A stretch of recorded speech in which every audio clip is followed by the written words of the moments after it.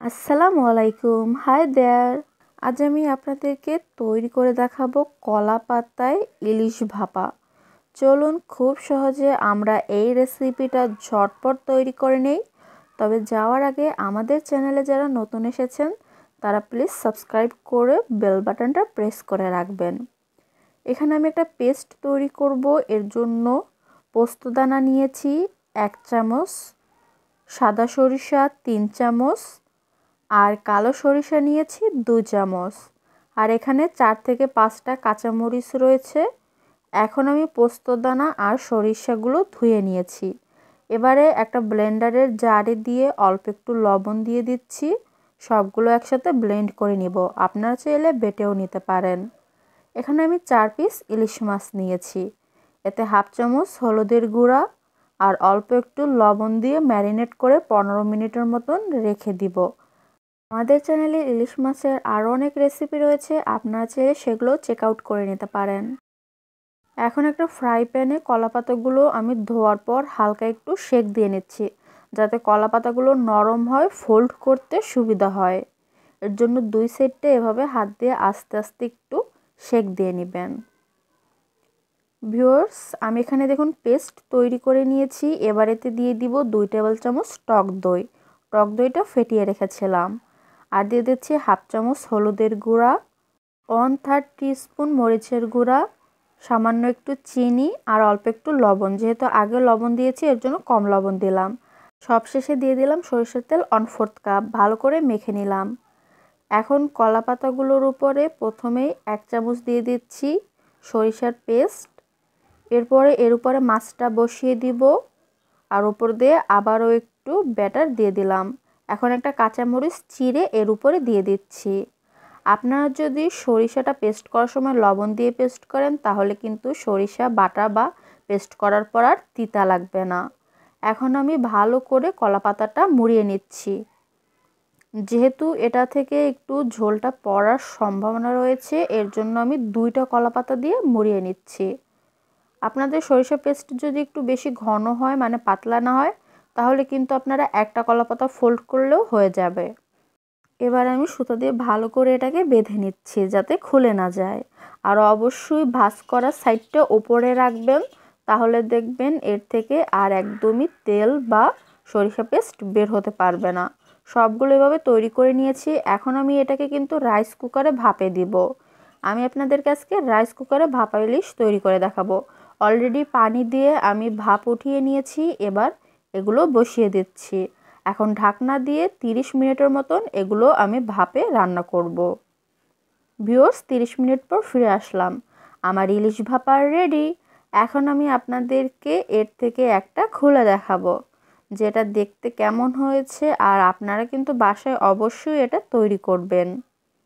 আমি সুতাটা কেটে নিলাম। আমার কিন্তু ইলিশ ভাপা খেতে গরম গরম ভাতের সাথে দারুণ লাগে।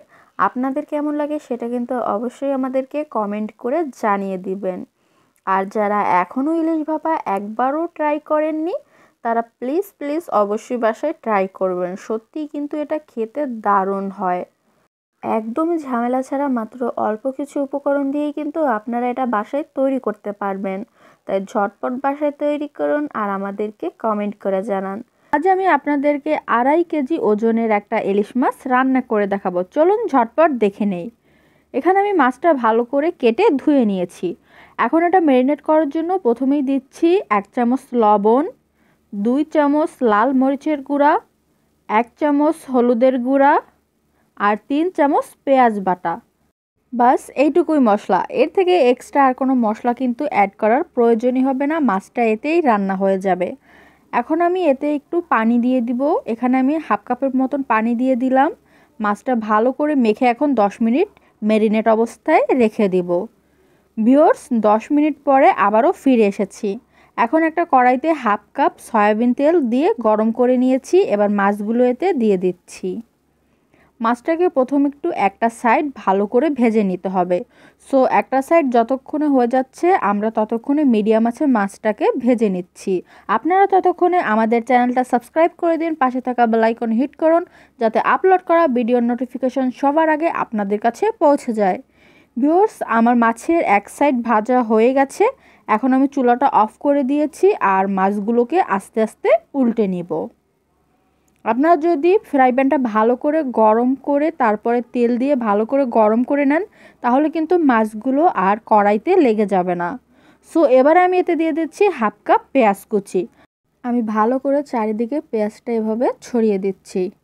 এখন মিডিয়াম আছে পেঁয়াজটা নরম হয়ে যাওয়া পর্যন্ত রান্না করে নিব। তারপর মাছটাকে আরও সিদ্ধ করার জন্য এক্সট্রা পানি অ্যাড করব। ভিউয়ার্স, পেঁয়াজটা নরম হয়ে গেছে। এখন আমরা ম্যারিনেশন করার পর যে এক্সট্রা গ্রেভি রয়ে গিয়েছিল সেই গ্রেভিটা মাছের মধ্যে দিয়ে দিচ্ছি। এরপর আমি এই কড়াইটা ধুয়ে আরও 1 কাপ পানি অ্যাড করে দিলাম। সো এখন পানিটা একদম টেনে যাওয়া পর্যন্ত, মাছটা ভালো করে রান্না হয়ে যাওয়া পর্যন্ত মিডিয়াম আঁচেই 10 মিনিটের মতন রান্না করে নিব। আপনারা ততক্ষণে আমার চ্যানেলের অন্য ভিডিওগুলোও কিন্তু একবার ভিজিট করে দেখতে পারেন। এই ভিডিওটা শেষ হলে সেই ভিডিওগুলোও একবার দেখে নেবেন। ভিউয়ার্স, আমার মাছটা রান্না হয়ে গেছে, পানিটা দেখুন অনেকটাই টেনে গেছে। এখন আমি মাছগুলোকে আর একবার উল্টে দিব আর জাস্ট ঝোলটা আরেকটু টানিয়ে নিব। আপনারা চাইলে ঝোলটা এরকমও রাখতে পারেন। আমি চুলার আঁচটা এখন মিডিয়াম থেকে একদমই লো করে দিয়েছি। সব মাছের পিসগুলোই আমি একবার করে এখন একটু উল্টে দিচ্ছি। আপনারা গরম গরম ভাত অথবা পোলাওয়ের সাথেও কিন্তু ইলিশ মাছ ভাজা ট্রাই করতে পারেন। বাঙালির তো ইলিশ মাছ অনেক পছন্দের। আমার এই রেসিপিটা দেখে আপনারা ইলিশ মাছ রান্না করলে বাসার সবাই কিন্তু এটা খুবই পছন্দ করবে আর আপনাদের অনেক প্রশংসা করবে। আপনাদের যদি কোনো প্রশ্ন থাকে অবশ্যই কমেন্ট করে জানাবেন, আমি আপনাদের ইনশাল্লাহ রিপ্লাই দেওয়ার ট্রাই করব। থ্যাংক ইউ সো মাচ ফুল ভিডিওটা দেখে নেওয়ার জন্য। আমি চুলাটা এখন অফ করে দিব, ঝোলটা আর টানাবো না। সো আজকের রেসিপি কেমন লেগেছে অবশ্যই কমেন্ট করে জানান, একটা লাইক দিন, ফ্যামিলি ফ্রেন্ড সবার সাথে শেয়ার করুন। আজ আপনাদেরকে তৈরি করে দেখাবো কচু পাতায় সর্ষে ইলিশ। চলুন কিভাবে তৈরি করতে হয় আমরা ঝটপট রেসিপিটি দেখে নেই। ভিউয়ার্স, প্রথমেই এখানে একটা বাটিতে আমি 2 চামচ সাদা সরিষা নিয়েছি আর 1 চামচ পোস্তদানা নিয়ে ধুয়ে নিয়েছি। এরপরেতে 4টা কাঁচামরিচ, স্বাদমতো লবণ আর 1/4 কাপ পেঁয়াজ কুচি নিয়ে নিলাম। এখন এটাকে একসাথে ব্লেন্ড করে নিতে হবে। সর্ষে দানাটা ব্লেন্ড করার সময় অবশ্যই লবণ কাঁচামরিচ দিবেন, তা না হলে কিন্তু তিতা লাগবে। এখন এখানে আমি 1 চামচ হলুদের গুঁড়া, 1 চামচ মরিচের গুঁড়া আর স্বাদমতো লবণ নিয়েছি। এবার যে পেস্ট ব্লেন্ড করেছি সেটা দিয়ে দিলাম, সাথে দিচ্ছি 2 টেবিল চামচ সরিষার তেল। এখন ভালো করে এই মিশ্রণটি আমি মিশিয়ে নিচ্ছি। এরপর এতে অ্যাড করে নিচ্ছি 5 পিস ইলিশ মাছ। ভালো করে এটাকে এখন ম্যারিনেট করে কিছুক্ষণ রেস্টে রাখতে হবে। এই ধরুন 10 থেকে 15 মিনিটের মতন রেস্টে রাখলেই হয়ে যাবে। ভিউয়ার্স, 15 মিনিট পর ফিরে আসলাম। এখানে আমি কিছু কচু পাতা নিয়েছি। এখন এই কচু পাতার পিছনের এই বোটাগুলোকে কেটে ফেলে দিতে হবে। আর কচু পাতাটা অবশ্যই ভালো করে ধুয়ে শুকিয়ে নেবেন অথবা মুছে নেবেন। এভাবে সবগুলো পাতার বোটাই আমি কেটে ফেলবো যাতে এটা ফোল্ড করতে সুবিধা হয়। এখন একটা পাতার মধ্যে আমি দিয়ে দিচ্ছি 1 পিস ইলিশ মাছ আর অবশ্যই এতে অল্প একটু সরষের মিশ্রণ দিয়ে দিতে হবে। আপনারা চাইলে কিন্তু 2টা পাতার উপরে কিন্তু একটা মাছ দিয়ে ফোল্ড করে নিতে পারেন। আমি এখানে একটা পাতা দিয়ে ফোল্ড করছি আর এটাই হয়েছে আমার ভুল। আমি একটা পাতা দিয়ে ফোল্ড করার কারণে ভাজার সময় কিন্তু এটা থেকে সর্ষের যে তেলটা অথবা সর্ষের মিশ্রণটা বেরিয়ে এসেছিল। তাই আপনারা এই ভুল করবেন না, অবশ্যই 2টা পাতা দিয়েই একটা মাছ ফোল্ড করে নেবেন। এখন আমি একটা সুতা দিয়ে ভালো করে এটাকে বেঁধে দিচ্ছি। এভাবে আমি সবগুলো পাতা দিয়েই মাছগুলোকে বেঁধে নেব। আমার পরীক্ষা চলছিল, এর জন্য অনেক দিন আপনাদের মাঝে ভিডিও আপলোড করতে পারিনি, তবে ইনশাল্লাহ ট্রাই করব এখন থেকে রেগুলার আপলোড করার। সবগুলো আমি ফোল্ড করে নিয়েছি, তবে একটা মাছ কিন্তু আমি 2টা পাতা দিয়ে ফোল্ড করেছি। এখন এখানে আমি 1 টেবিল চামচ সরষের তেল দিয়ে দিলাম ভাজার জন্য। এখন ঢাকনা দিয়ে 8 থেকে 10 মিনিট একদম লো আঁচে এটাকে ভেজে নিতে হবে। তবে মাঝে মধ্যে অবশ্যই ঢাকনাটা খুলে একটু উল্টে দিবেন। ভিউয়ার্স, আপনারা দেখে নিন যে মাছগুলোকে আমি একটা পাতা দিয়ে ফোল্ড করেছিলাম তার থেকে কিভাবে সর্ষেটা বেরিয়ে আসছে। এর জন্য প্রতিটা মাছকেই আপনারা 2টা পাতা দিয়ে ফোল্ড করে নেবেন। দেখুন ভিউয়ার্স, এই মাছটাতে একটা পাতা দিয়েছিলাম আর এই মাছটাতে 2টা পাতা, এর জন্যই সর্ষেটা একদমই বের হয়নি। এখন ঢাকনা দিয়ে আবারও আমি 3 থেকে 4 মিনিটের মতন এটাকে ভেজে নিব। ভিউয়ার্স, টোটাল আমি 10 মিনিটের মতন মাছগুলোকে ভেজে নিয়েছি। আমার মাছ রেডি, তুলে নিচ্ছি। গরম গরম ভাতের সাথে ঝুম বৃষ্টিতে যদি হয় কচু পাতায় ইলিশ মাছ, তাহলে কিন্তু মন্দ হয় না ব্যাপারটা, তাই না?